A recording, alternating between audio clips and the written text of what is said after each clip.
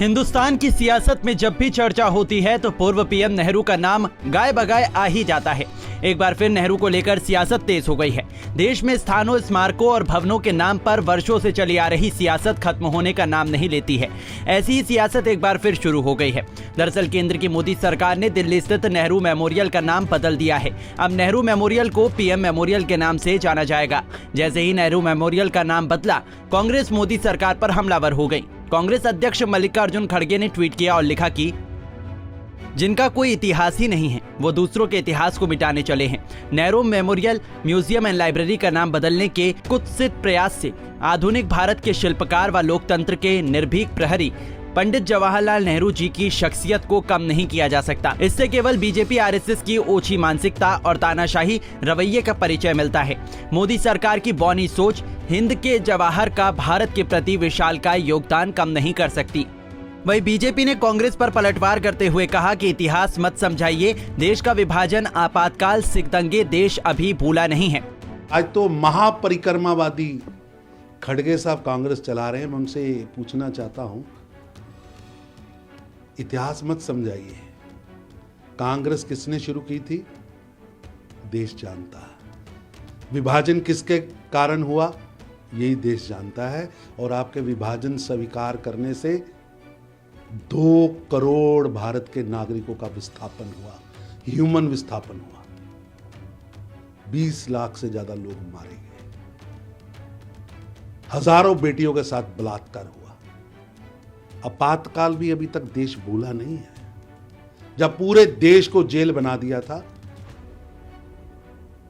पत्रकार जेल में डाल दिए थे, नेता जेल में डाल दिए थे, लोकतंत्र की बात करने वाले जेल में डाल दिए थे, लोकतंत्र की हत्या की थी, अखबार बंद कर दिए थे।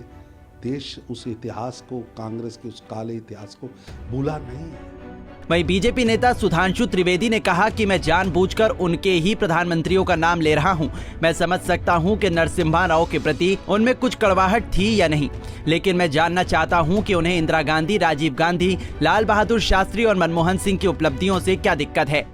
मैं नेहरू जी के ही पोर्शन की बात कर रहा हूं। नेहरू जी से जुड़ी चीजों के बारे में जिस प्रकार से व्यवस्थित करके, मॉडर्न स्वरूप में एडवांस टेक्नोलॉजी का यूज करके उसका डिजिटल डिपिक्शन यानी डिजिटल टेक्नोलॉजी के द्वारा उनके उस पूरे स्वरूप को व्यवस्थित रूप में रखने का कार्य किया है। क्या किसी ने जाके देखा?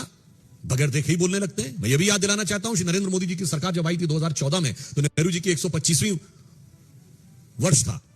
पूरे मान सम्मान के साथ वो 125वां वर्ष मनाया गया था और उस समिति के अध्यक्ष उस समय के हमारे गृह मंत्री राजनाथ सिंह जी थे। और मुझे समझ में नहीं आता है कांग्रेस को अपने नेताओं से क्या समस्या है। ये बताइए, एक परिवार की बात करते हैं तो कोई इंदिरा जी से प्रॉब्लम है क्या? इंदिरा जी का भी तो उसमें पूरा व्यवस्थित रूप से दिखाया गया है कार्यकाल का। राजीव जी से कोई समस्या है क्या? या लाल बहादुर शास्त्री जी के प्रति थोड़ा कम हो तो समझ सकते हैं, नरसिम्हा राव जी के प्रति आपके मन में कटुता हो समझ सकते हैं, पर ये इंदिरा जी, राजीव जी से क्या समस्या है?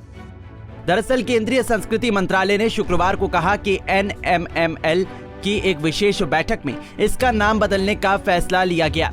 सोसाइटी के उपाध्यक्ष रक्षा मंत्री राजनाथ सिंह ने इस बैठक की अध्यक्षता की। ऐसे में आप ये भी जान लीजिए, जिस नेहरू मेमोरियल का नाम बदलने को लेकर बवाल मचा हुआ है वो आखिर बना कब था।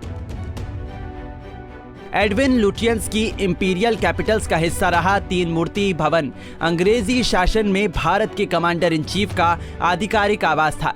ब्रिटिश भारत के अंतिम कमांडर इन चीफ के जाने के बाद साल 1948 में 3 मूर्ति भवन देश के पहले प्रधानमंत्री जवाहरलाल नेहरू का आधिकारिक आवास बन गया। पंडित नेहरू 16 साल तक इस घर में रहे और यहीं पर उन्होंने अंतिम सांस ली। इसके बाद इसे पंडित नेहरू की याद में इसे Pandit Nehru museum and memorial के नाम से जाना जाने लगा। 14 नवंबर 1964 को जवाहरलाल नेहरू की 75वीं जयंती पर भारत के राष्ट्रपति डॉक्टर सर्वपल्ली राधाकृष्णन ने औपचारिक रूप से 3 मूर्ति भवन राष्ट्र को समर्पित किया और नेहरू स्मारक संग्रहालय का उद्घाटन किया। अब केंद्र सरकार ने इसका नाम नेहरू मेमोरियल से बदलकर पीएम म्यूजियम एंड सोसाइटी कर दिया है। इस सोसाइटी के अध्यक्ष प्रधानमंत्री नरेंद्र मोदी है, तो वहीं उपाध्यक्ष रक्षा मंत्री राजनाथ सिंह है। वर्तमान में यहाँ व्याख्यान और सेमिनार नियमित रूप से आयोजित किए जाते हैं और विद्वानों के विचार विमर्श प्रकाशित होते हैं। Bureau report, Punjab Kesari TV. हमसे जुड़े रहने के लिए हमारे YouTube चैनल को सब्सक्राइब करें और नई वीडियो की नोटिफिकेशन के लिए बेल आइकॉन को दबाएं।